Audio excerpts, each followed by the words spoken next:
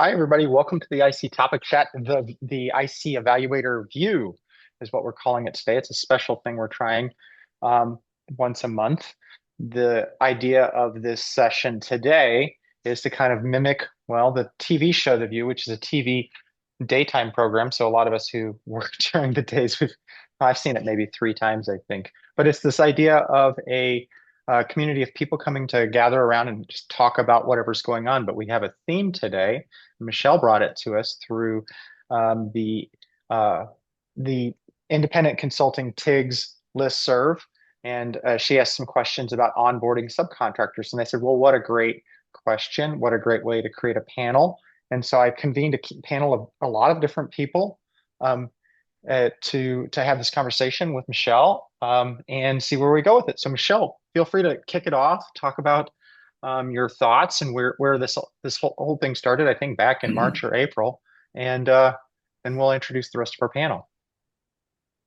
Happy to. Good morning, everybody. I'm Michelle Garrett from Ripple Peace Research and Consulting, which is based on Coast Salish land in Seattle.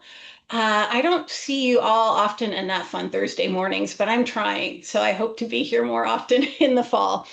And subcontractor onboarding is a topic on which I feel that I still have a lot more questions than answers. So I will be honored to throw you all some questions this morning and then listen and learn. This little story goes back about 5 or 6 months to a moment in which I was trying together with my amazing assistant, Nick McGiffin, who is joining us on this call, to do a little updating and upgrading on my subcontractor onboarding process to better support a team member who was joining for a new project, and realized that I didn't really know very much about best practices in how to do so, right? So I floated a question on our shared email group asking if others had ideas or practices to share on how they did subcontractor onboarding. And we got a few responses. I think I probably asked at the wrong moment. So we had just a few responses. And one of them was from Matt saying, this is a great topic. Let's bring it into the online space. So here we are. I would say for myself, Nick and I did succeed in doing one iterative update and upgrade to our subcontractor onboarding package, but it's still in a fairly elementary state. So I want to learn from all of you. And some of the questions that I wonder about, which I will frame specifically as stuff Michelle wonders about. So you're free to either respond to these questions or take it in your own direction. But I wonder about, do you all have an onboarding package for your subcontractors? And if so, like what are the components? What's inside it? What form does it take? Is it a bunch of documents or a process or a checklist or a combination of all those things, or is it something else? And if you had to limit your subcontractor onboarding package to just 3 items, what would they be? All right, before we get into those questions, let's just do some introductions. And so a lot of you guys know me. I'm Matt Feldman with Goshen Consulting based in Edwardsville, Illinois. We do a lot in the way of STEM education and local and nonprofit. Was definitely involved in school-based mental health. We have a staff of 15 and 3 subcontractors. So Becky, why don't you go next, and then Ann, then Kurt, and then Jesse, and then you guys can each kind of describe your relevance to subcontracting, either as a primary subcontractor or as somebody who's been a subcontractor, and or just talk about your relationship to subcontracting, I guess. Go ahead, Becky. Hello, my name is Becky Garrow, and I'm located in Sacramento, California. I'm a public health research scientist, and I both hire subcontractors and am hired very frequently as a subcontractor. So this is a normal part of my business, both long-term and short-term subcontracts. Hi, everybody. I'm Ann Price. I'm president of Community Evaluation Solutions. I'm based here in the Metro Atlanta area. And I switched from employees to a subcontracting model about 5 years ago. I can't believe. So I have a bench of anywhere between 8 and 10 subcontractors at any given time. And it's been a skinny minute since anybody's hired me as a subcontractor. So that's interesting. I don't know if I feel sad about that or not. Anyway, yeah, that's me. Okay, I'm Kurt Stuke. I'm based in San Antonio, Texas. We work primarily in the education space. Over the years, I counted because I wasn't sure. I've had 15 consultants or subcontractors. I currently have 7. I have a team of 5 employees and 1 part-timer, but 7 consultants at the moment. But historically, I was a federal employee for about 15 years, and in the federal contracting world for 12 years. And in there were a lot of subcontractor kind of relationships. So what I bring to the table now is actually based on my past more than my current in terms of subcontractors. Hey everyone, I'm Jessica Metcalf. My company is Green Mountain Evaluation, and we're based in Southern Vermont.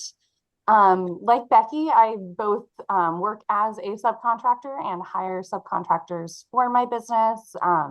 Like Anne, I am pretty much, mostly on the subcontractor train. I have my only W-2 employee is my husband, who occasionally helps out, but my main team is a team of subcontractors who I work with consistently on different projects. And I'll apologize ahead of time that I might occasionally mute or pop off video because I have a baby in my lap who might occasionally draw my attention.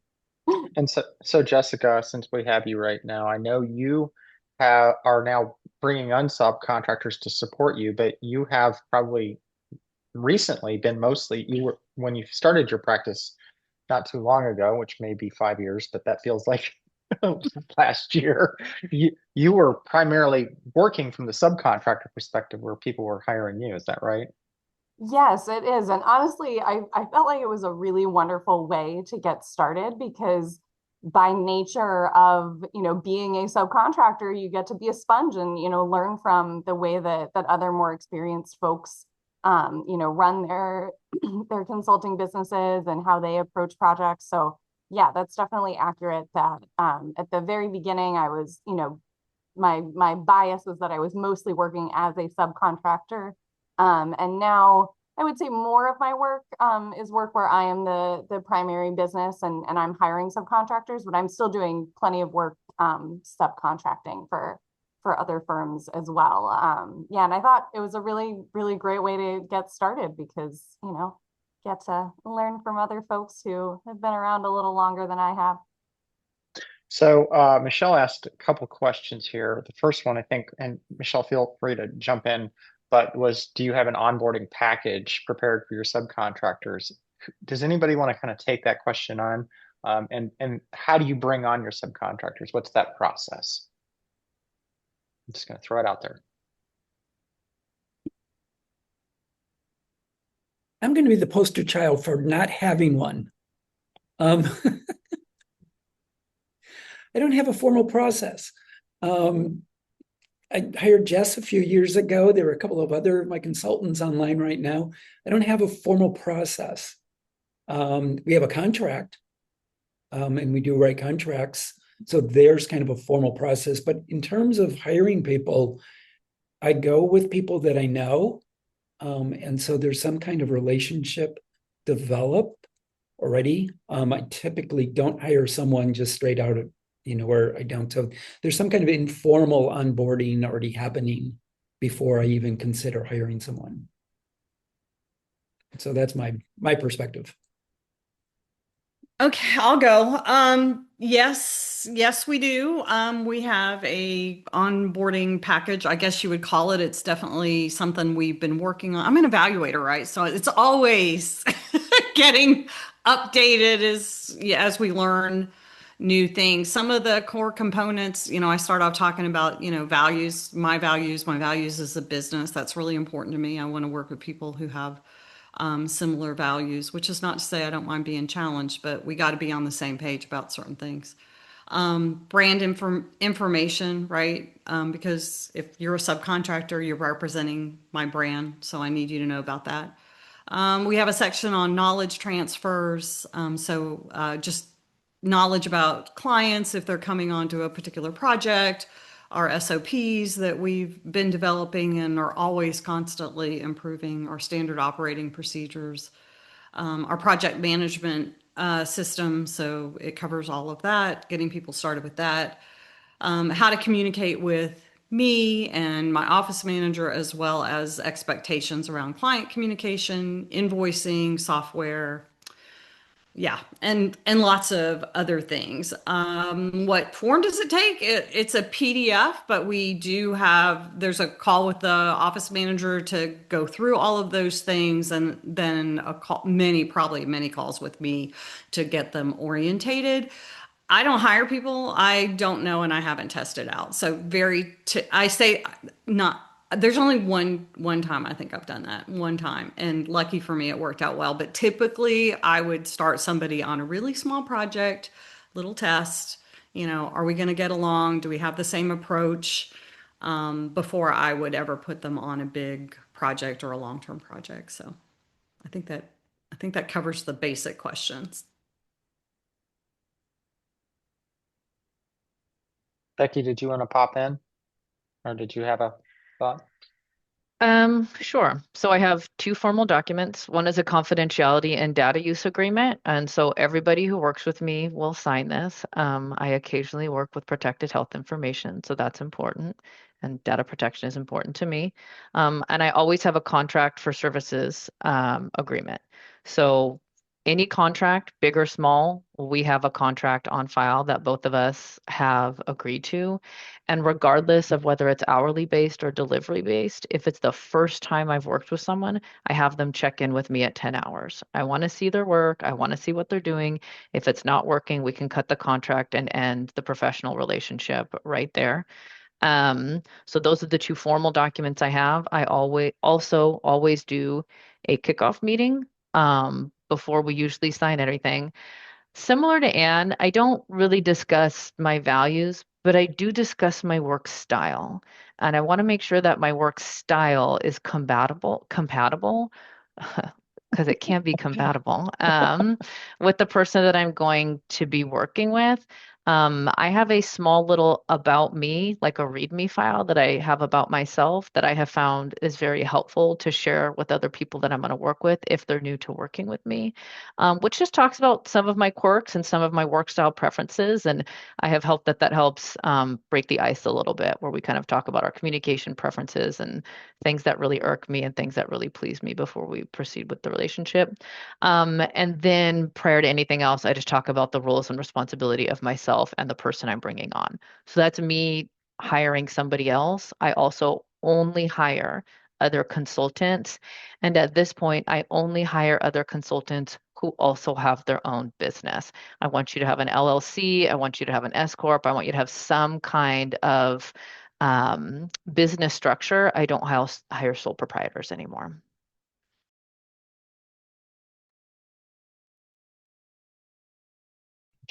Jessica, so you or Jess, I don't know, No. everybody with their name. We'll get to Annie again in a little bit. Sorry. I feel free to jump in on your approach, or also from the perspective of when you were a subcontractor and how that informed how you have determined how you want to work with your subcontractors. Sure. Yeah, I probably could have borrowed more from the folks that I have subcontracted with, because I think that my onboarding with other companies as a subcontractor has often been a little more systematic than the approach that I take with my own subcontractors. And when we were emailing about doing this panel, I said, I'm happy to represent the type B, kind of bare minimum approach, but I'm definitely hearing things from other people that resonate in terms of how I approach things.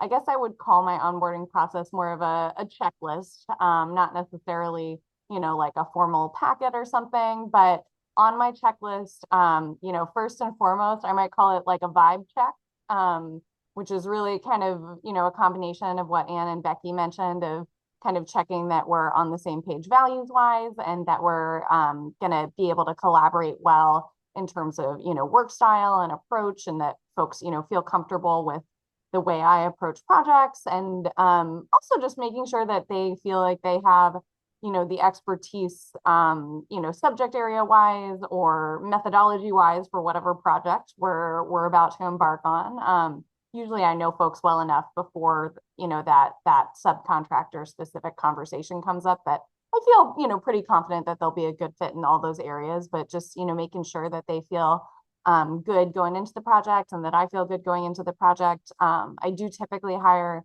subcontractors in a project-based capacity, so it'll be for a specific client or a specific project. There are folks who I've worked on multiple projects with, but it's not just kind of like a hourly free for all. I'll grab you for what I need you for. I'll hire them with specific tasks and projects in mind. So after that, meeting vibe check, part of my checklist, the other two things that I would say are kind of critical. I know Michelle's question was, if we only did three things, and I kind of only do three things. The other two things on that list for me would be a formal contract or scope of work, which does typically include, both, the tasks and deliverables and timeline, as well as those data privacy type agreements that Becky had mentioned. So that's all kind of folded into one contract.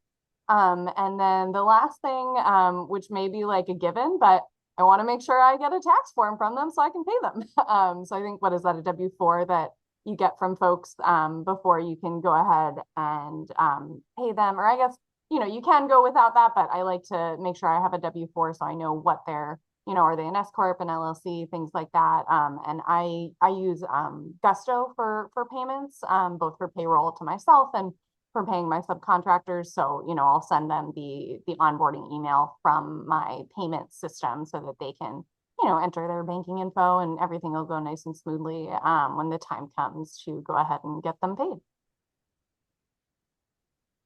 Becky, there's some comments in the chat about why you chose not to hire sole proprietors anymore. Did you want to address that any further? I thought you did, but did you want to go into any more detail on that?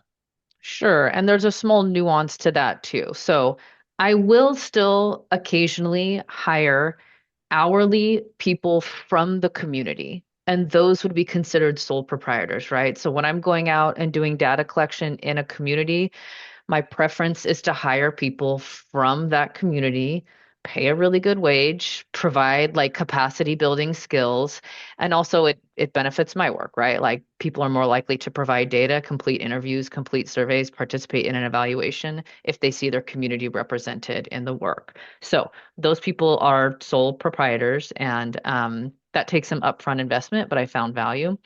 But for things that I typically hire for, like you know, advanced statistical analyses, like I have a biostatistician on file, anything data visualization related, someone to help me like support staff for focus groups.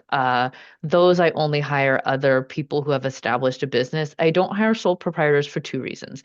Number one, I find, and this is just what's happening to me, it may be different in your area. Sole proprietors are typically people who have a full-time job and are doing consulting work on the side.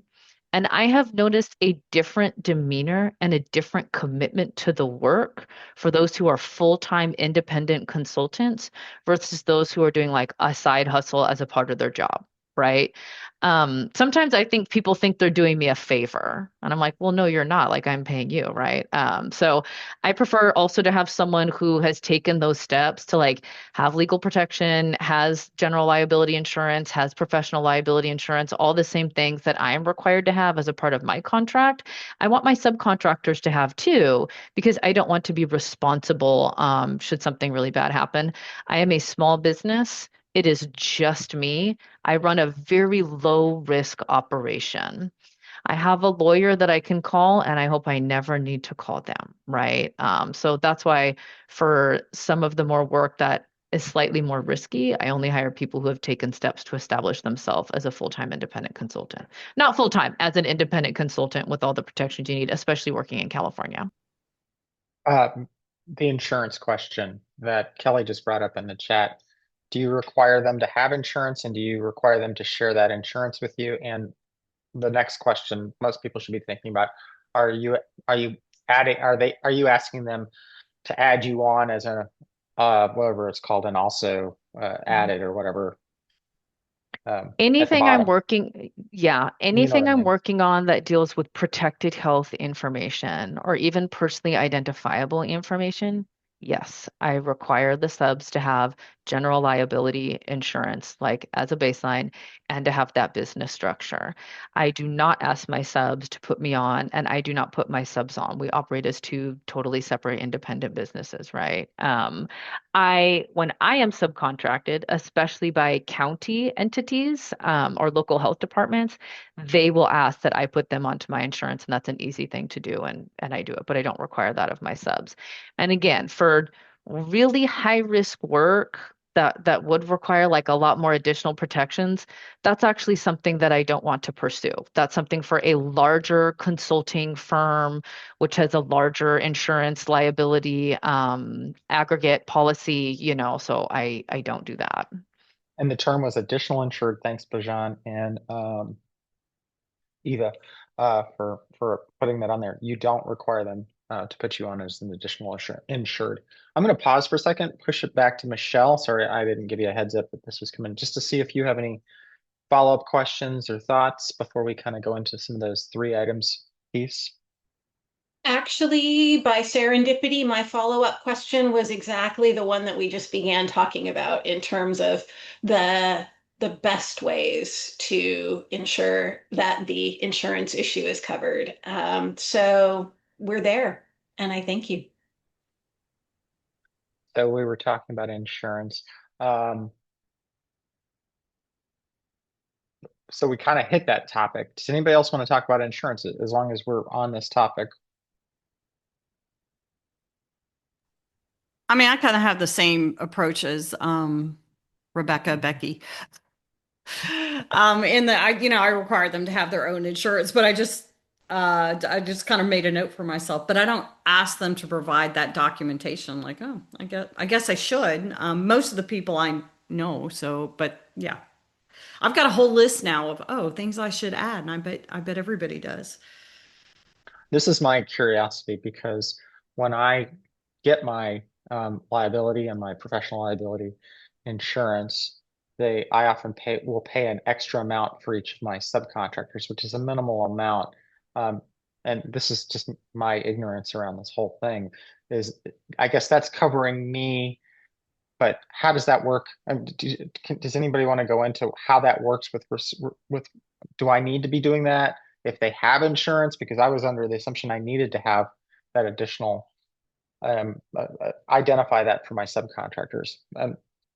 Again, I'm not sure if I'm doing this right or wrong, but perhaps I shouldn't be paying extra for insurance. No, no. All right, maybe that's a question for my insurance agent for my 3 subcontractors. Matt, I do have a very related question that I'll throw out in case that sparks a different kind of answer. Wondering about the same thing. My professional liability insurance does cover subcontractors, even without an additional rider. And so I definitely see the value in asking the subcontractor to demonstrate that they have their own policy, and I will likely start doing that ASAP. But I wonder, in the event that there's a claim, does anyone know how it works? Right? Because I believe if there were a claim, the claim would come first to me or to my insurance, right? And then somehow one would hope that it gets transferred to the subcontractor's insurance carrier. It may be more technical than anyone has knowledge of, but I would love to hear about it if anyone knows how that works. Go ahead, Becky.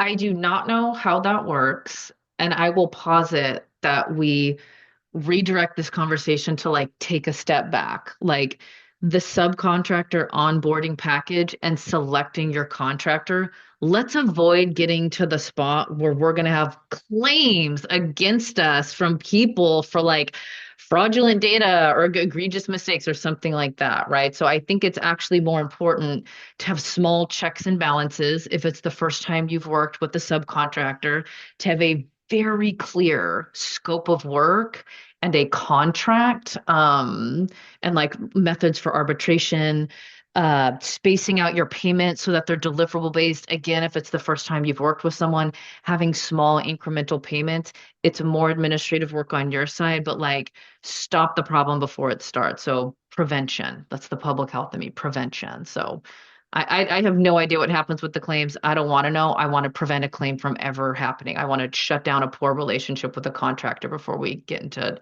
before somebody is suing me, and I have to use my insurance. So it's always an interesting question because I continue to look for somebody who can say I've been through this insurance claim process.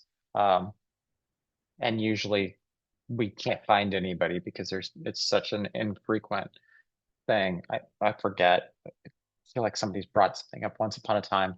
Or they started asking their insurance company, but they've never, I haven't found a person who has had to file a claim for their insurance. And yet we still spend quite a bit, but it's not nearly as much as like our friends who are architects or doctors or whatever, who have to have these really expensive plans.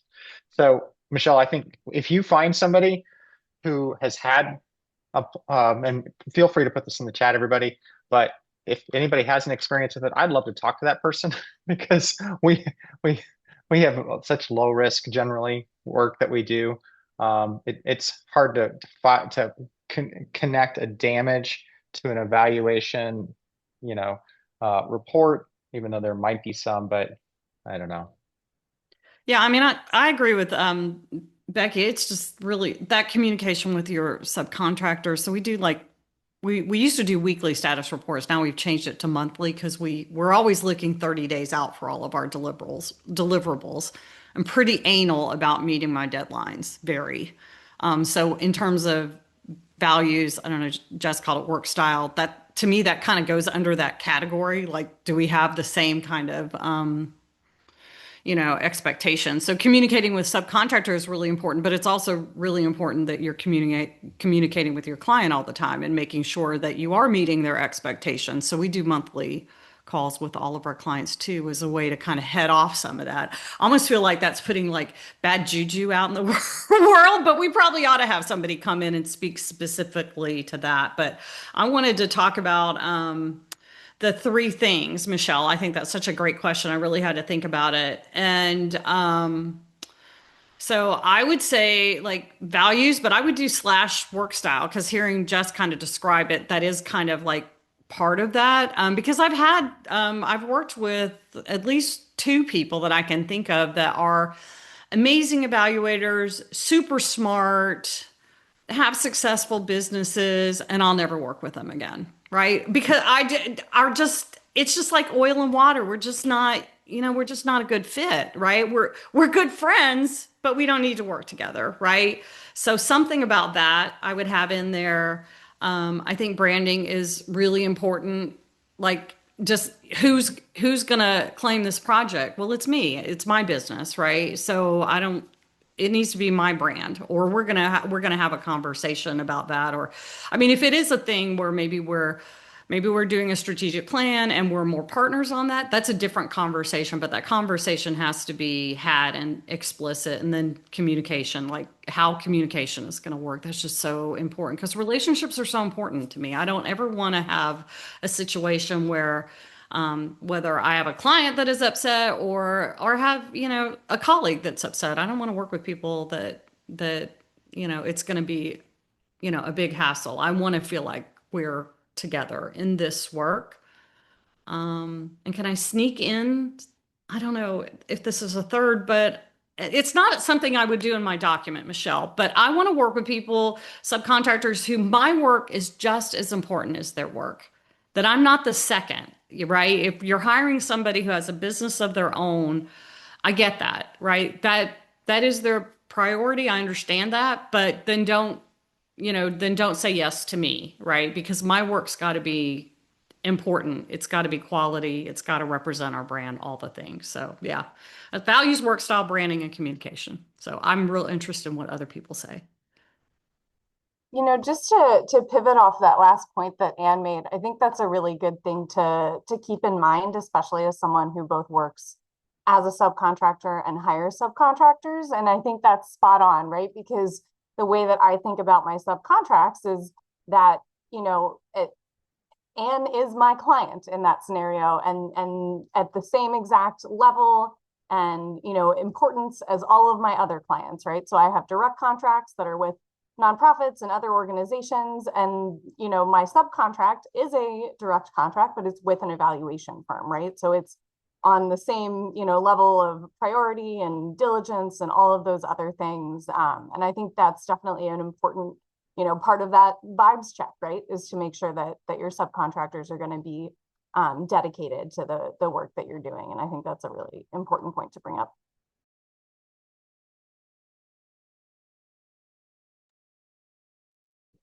Kurt or Becky, do you want to hit the 3 items? I think one of the things Question. that we do is, there's the initial vetting before I even approach someone. I need to know who they are. And so that there's some kind of informal understanding of how they are and if we're going to work well together, kind of thing. And then there's a formal contract. And those are the things that specify the statement of work. What are the things I'm going to expect you to do? There's a budget in there. And then there's some of the legalese about terminations and things like that we've never had to use. But the statement of work is probably the pre-work that really structures it. But in all of my consultants, we were meeting frequently. And there's a couple of my consultants on this call. There's one, it's a big team. There's 10 of us, and we meet weekly. And so there's literally a weekly check-in. My project manager puts out a schedule when we have major deliverables. So about 2 months before major deliverables due, we've got a schedule of who's supposed to be drafting what sections when. So we provide structure, informally in the conversations, but also then formally in the project management documents. We do a lot of shared work on Google Drive.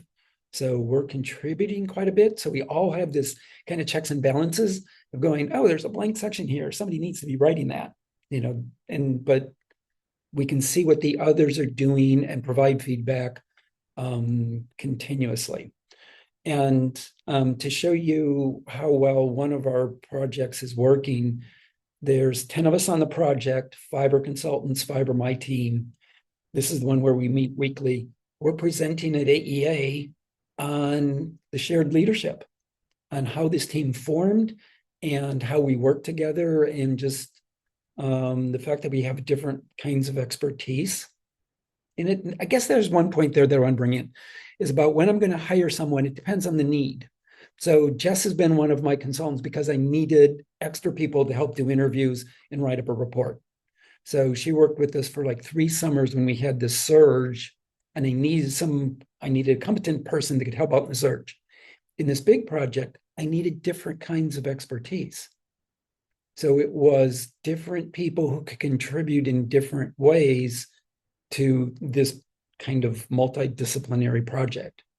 So we selected people based on who they are and what they do, rather than just, I need someone to help me do some more interviews and write a report. So there's part of the vetting in there. And the big one, everyone is involved in the proposal writing also. So they all had the structure of what their work would be as this project came along, because they helped write the proposal. So that the structure, providing the structure, is one of the things we do, and we do it in multiple ways. I want to make sure we have some time for all the other open-ended questions for the rest of the crowd, but I definitely want to get back to Becky and give her a chance to talk about the things that she has on her. If she had just 3 items, what would they be? And maybe you've I don't covered have them anything else to add from the items I said at the top of the call. at the top of the call. Okay, Michelle, did you want to wrap up or ask any last questions here before we go into a a big group conversation? No, I wish I could come up with something fabulous on the spot, but I'm just soaking it all in, taking my own notes on new priorities, and grateful to the team for sharing their wisdom. I do have another point.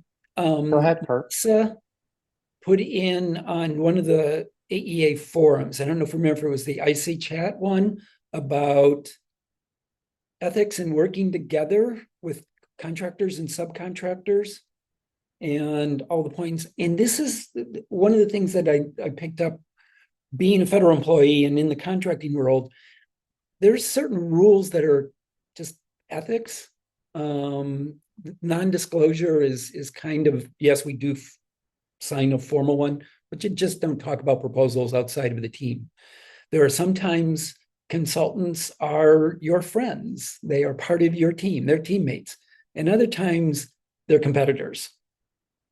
And you just have to learn when to work with them as teammates and when you close off the wall because they're now competitors. And given the state of the art here, we're teammates, but we're competitors. Matt, you and I may have gone head to head on a couple of proposals. I know I've done it with others on this, but other times they're our buds, they're our teammates, and you just need to have those kind of walls to separate them out. But anyway, Melissa's points overall are fairly well taken about being respectful for each other, kind of thing. There's one that I disagree with, but one point. Yeah, I think. Go ahead. We're kind of in this role. When do you share an RFP? Melissa's point was you should send it out to everyone. And I would argue that that is actually the funder's prerogative. If a foundation wants to do a limited search and they want to send it out to 10 people, it should not go out to the AEA list and have 60 people. That actually happened. One of the foundations got far more proposals than they were expecting. And what happened was it delays because they get far more proposals they have to review. It delays the process and potentially, actually, you can miss an opportunity. So say there was an event that they wanted to have evaluated and all of a sudden they got 50 proposals in instead of 10, then the whole process gets delayed and you could miss the opportunity to do the evaluation in a timely manner, kind of thing. So anyway, that's the one thing that I push back on, but her other points are well taken about how we should work together. So I want to point out that in 2 weeks, I'm going to have a wholly different topic, core topic on hiring and employees, subcontractors, and a lot of different variety of people. So this is not that session. This was specifically about onboarding subcontractors, but I just want to make sure people know that we're going to be talking about support, for everything from internships through a full employee, but subcontracting will definitely be a part of that. So we'll have a chance to talk about this all again. And I think 2 weeks is when that next one is. With that, I'm going to stop the recording and stop the AI companion for us to just go into a broad conversation. So if you're live, stick around, but everybody out in the YouTube world, we'll see you next week.